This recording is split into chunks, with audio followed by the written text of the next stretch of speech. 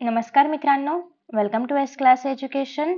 आज आपण पाहणार आहोत इंग्लिश रायटिंग स्किल मधील इम्पॉर्टंट टॉपिक, तो म्हणजे एक्सपान्शन ऑफ आयडियाज. आता एक्सपान्शन ऑफ आयडियाज नेमकं काय आहे? तर बेसिकली आपल्याला काहीतरी एखादं प्रोवर्ब दिलं जातं, एखादं कोट किंवा एखादं स्लोगन दिलं जातं आणि आपल्याला त्याला एक्सप्लेन करायचं असतं by using examples etcetera.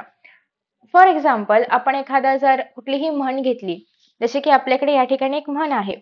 So इथे काय सांगितलेलं आहे की एक मिनिट.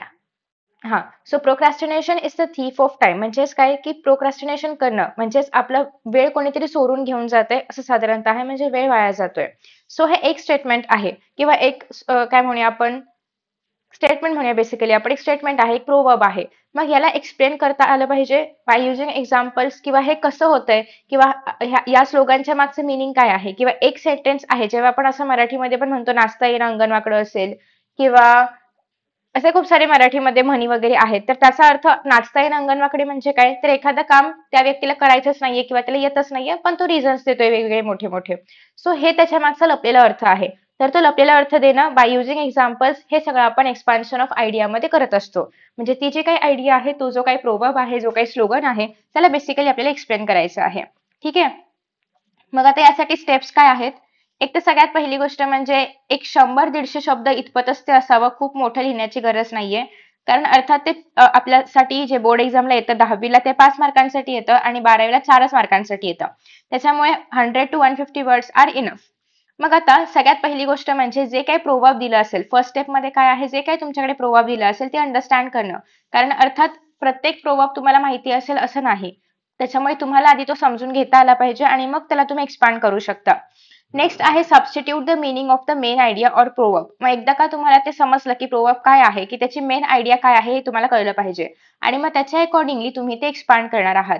मग अकॉर्डिंग टू दॅट तुम्हाला काही एक्झाम्पल्स बघायचे आहेत, किंवा त्याला त्या टॉपिकला सपोर्ट करणाऱ्या काही इतर गोष्टी असतील, किंवा तुम्ही त्याला कशा पद्धतीने एक्सप्लेन करू शकता, हे तुम्हाला थर्ड स्टेपमध्ये असा विचार करायचा आहे.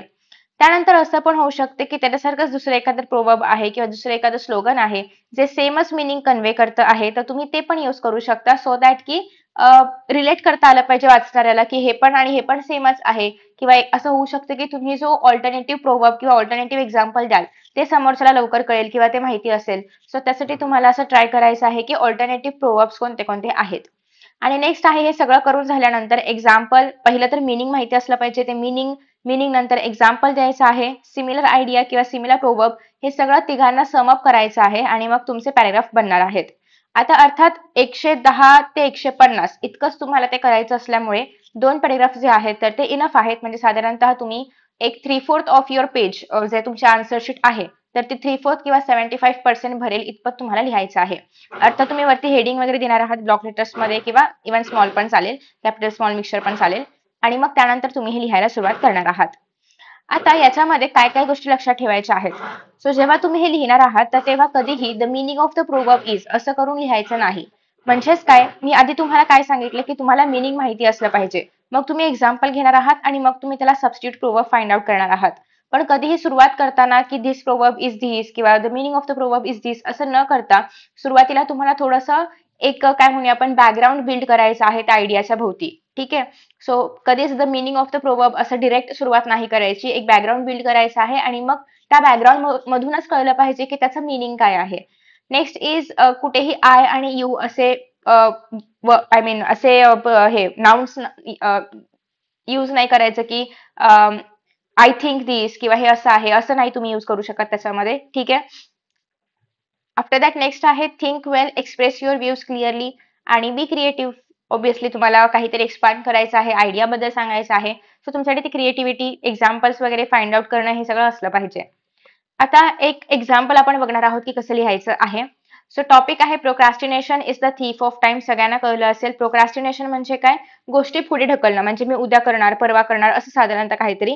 सो याच्यामुळे काय होतंय की आपण त्या गोष्टी वेळेत नाही करत आहोत. ठीक आहे.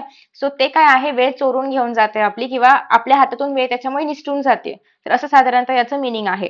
तर पहिला पार्ट किंवा पहिली स्टेप काय होती, मिनिंग समजून घेणं. ठीक आहे. सो आता आपण सुरुवात कशी करतोय बघा.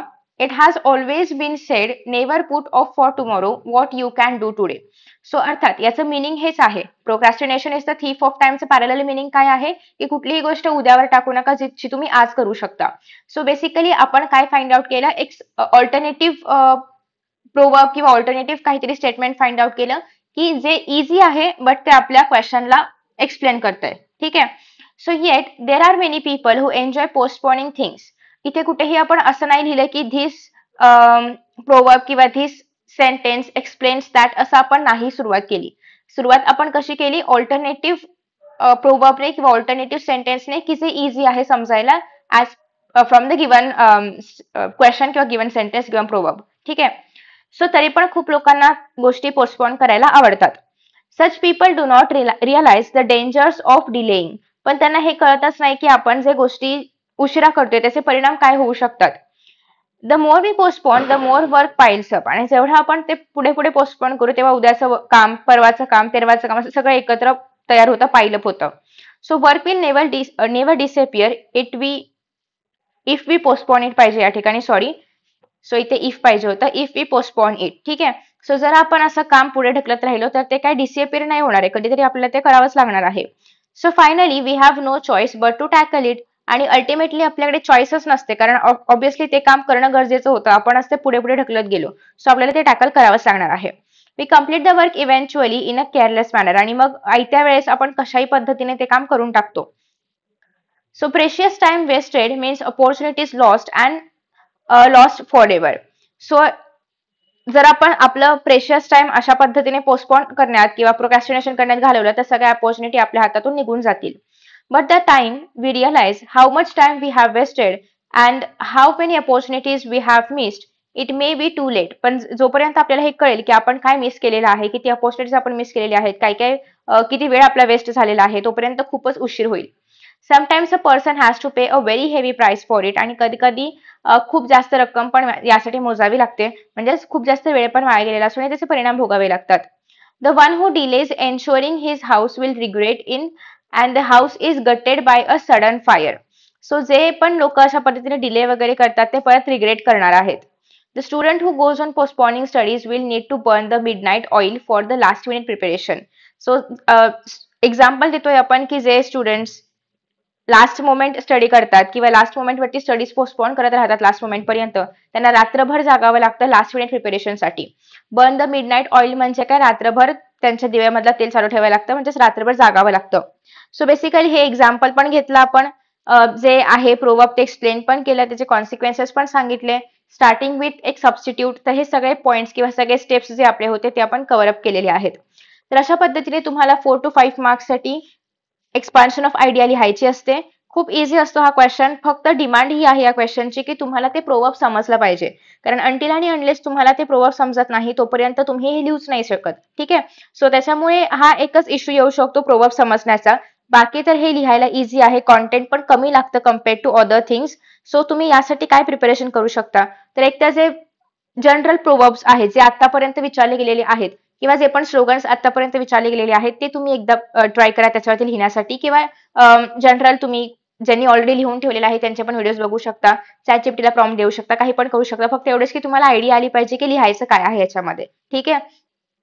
नेक्स्ट इज की तुम्ही अजून काही एक्स्ट्रा प्रोवर्ब सर्च आउट करू शकता, कारण बोर्डाचं असं असतं की खूप डिफिकल्ट नाही दिलं जात, जे आधी दिलेले आहेत त्याच पॅटर्नमध्ये किंवा त्याच लेवलचे क्वेश्चन्स तुम्हाला नेक्स्ट इयर पण विचारले जातात.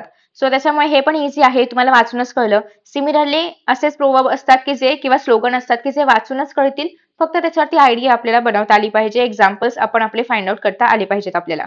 ठीक आहे. सुरुवात जर तुम्ही अशा पद्धतीने केलीत एखादं ऑल्टरनेटिव्ह सेंटेन्स देऊन, तर ते अजून चांगलं होईल आणि अजून इम्प्रेशन छान पडेल. सो आय होप की तुम्हाला एक बेसिक आयडिया मिळाली असेल की ह्याच्यामध्ये काय करायचं आहे. एक तर ऑल्टरनेटिव्ह प्रोवर्ब किंवा सेंटेन्स फाइंड आउट करायचा आहे, एक्सप्लेनेशन द्यायचं आहे, एक्झाम्पल द्यायचं आहे. एवढ्या 3च गोष्टी तुम्हाला याच्यामध्ये करायच्या असतात आणि 2 पॅरामध्ये हे आन्सर संपतं. सो आय होप की तुम्हाला हा व्हिडिओ आवडला असेल आणि एक बेसिक आयडिया मिळालेली आहे की आपण याच्यामध्ये काय काय करतो. आणि so thank you so much for watching this video. Best of luck for your exams and bye bye.